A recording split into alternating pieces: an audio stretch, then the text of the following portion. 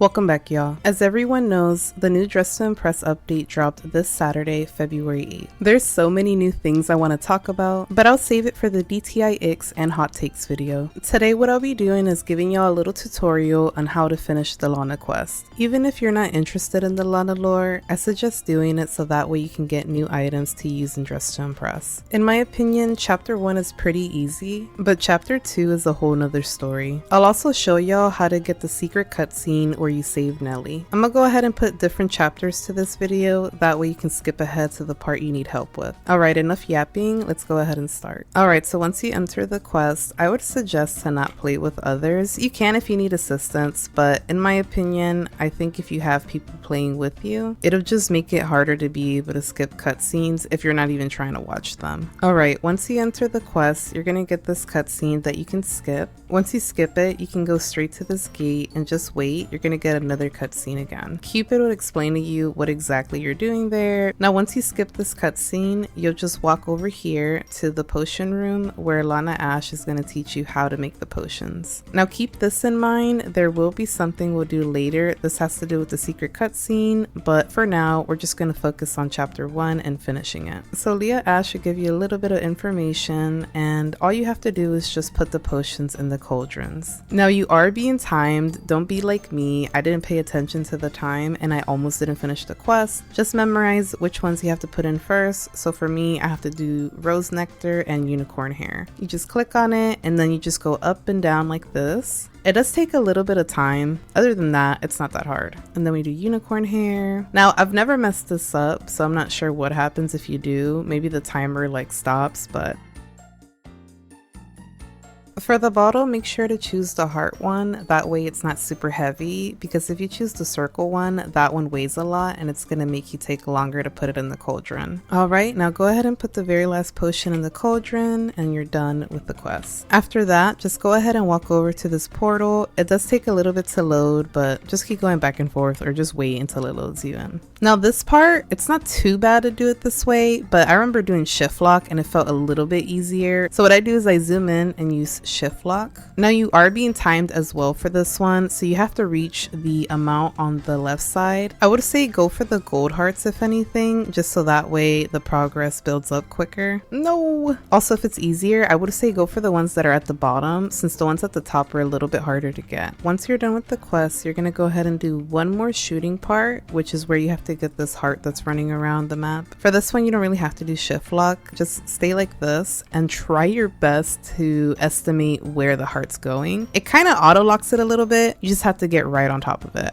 Y'all, I forgot how hard this part is. I think it took me like 3 minutes to finally hit the heart. The best advice I can give is to stay underneath it, and instead of following right behind it, go in front of it instead and wait for it to come to you. But even then, there's gonna be moments where you can't shoot it, so don't get frustrated. I believe in you, you got this. Okay, I finally got it. It took me like 8 years. Now once you finally get the heart that's floating around, you'll go ahead and enter this portal, which will take you to chapter 2. Now this is the chapter where it gets a little bit harder. You'll basically have to look for these chests that are hidden around the map, but don't worry, I'll show y'all exactly where they're at. So when you first load in, there's a couple of bridges you can go to. Just go ahead and go to the one on the left side. Once you get to this middle part, go ahead and go left again, and this is where you'll find your first chest. You'll see it highlighted, so this one's pretty much the easiest one I've been able to find. Once you interact with the chest, you're gonna get a memory game where you have to pair up the cards that are matching. Now if you have problems with memorizing things, don't worry, you can always just press the X button that shows up on this side and then just start over. You have 5 hearts in total, so just try your best to get them right. If you're on PC, I would say take a picture of the screen before it flips the cards over, that way it'll be quicker.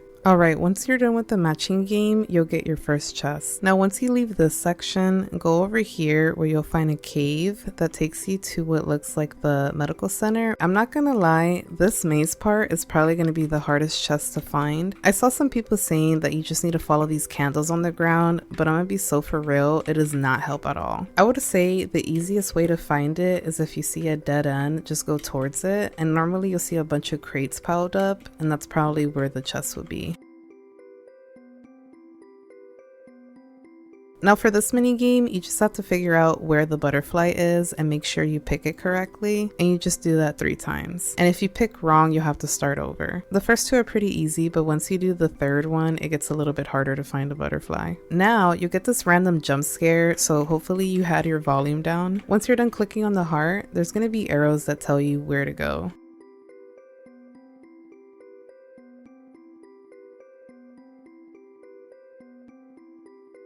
Alright, now once you're in this middle part where you see the door with the 3 heart lockets, go ahead and go to this bridge over here, and you're just going to keep walking, and once you get to the middle, go to this side, you'll find the 3rd chest here. Alright, so once you enter here, just go ahead and walk to this side. I think it also spawns differently for everybody, but for me it was right here. And then you'll go ahead and just do that matching game one more time, and now you just need to find the final chest. So once you get to this middle section, go to this bridge over here. Once you get over here, just go towards the big tree, and the chest is right here. And for this mini game, just memorize where the butterfly is. Alright, and now you have collected all 4 chests. Now that you're done with that, go ahead and follow the heart, and you're basically gonna go towards the door that had the 3 locks on it. Now for this game, you basically have to memorize the colors that they show you, and then make sure to click the right statue. So for me, it's yellow, green, red, blue. So we'll do yellow, green, red, and blue. Now you will have to do it 3 times in order to get the door open. Just know that you are being timed for each round. Alright, now once you're done with that, the door will finally open.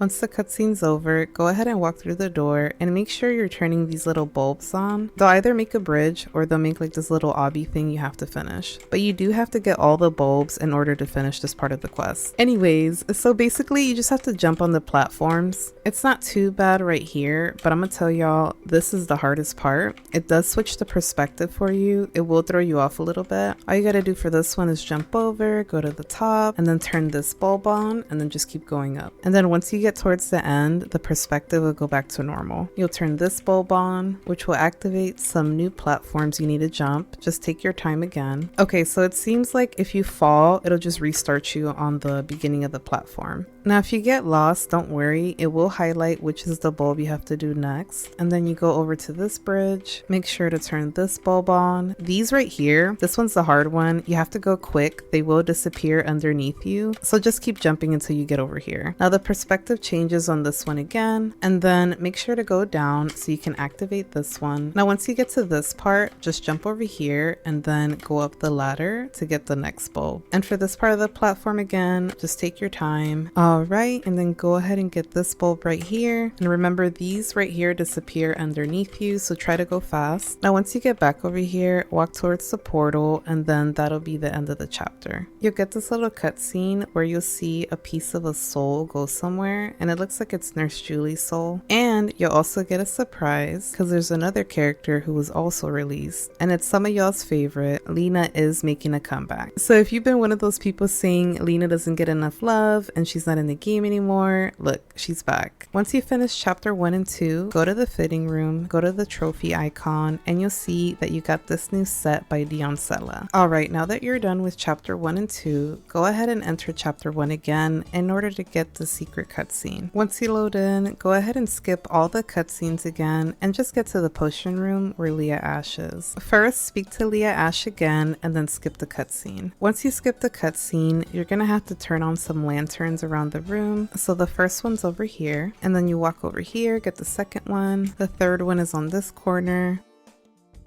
The fourth one is over here, and then the very last one is here. Now once you're done with that, you're gonna go over here where there's a secret room now that you can enter, and I'm gonna let you know the ingredients. The first one you're gonna do is bottled moonlight. Just go ahead and play through it like normal and then put it into the cauldron. The next ingredient is gonna be enchanted water. Your third ingredient is going to be vampire blood. Your fourth ingredient is going to be ashes of Tartarus? I don't know, but this one right here. And then your fifth ingredient is phantom essence. And your very last ingredient is going to be unicorn hair. Once you're done with that, you're just going to spin it around and then it should turn purple. If it turns purple, that means you did it and you get the badge at the bottom that says Forbidden Truth. Now, once you're done with that, you can go ahead and leave and you're going to go to the tunnel area where it says chapter 2. It should be on the right side. You're just going to walk all the way over here and you should see a secret entrance where you'll have to knock. This door right here. Go ahead and knock on the door and you get the cutscene. Thank you everybody for watching today's video. I really appreciate it. Hopefully you guys are able to finish the quest and get the new items. I'll be working on a new Lana lore video sometime in the next week or two after I'm done doing the DTI X and the hot takes video. Okay, bye. See you in the next one. Bye. Okay, bye. See you. Bye.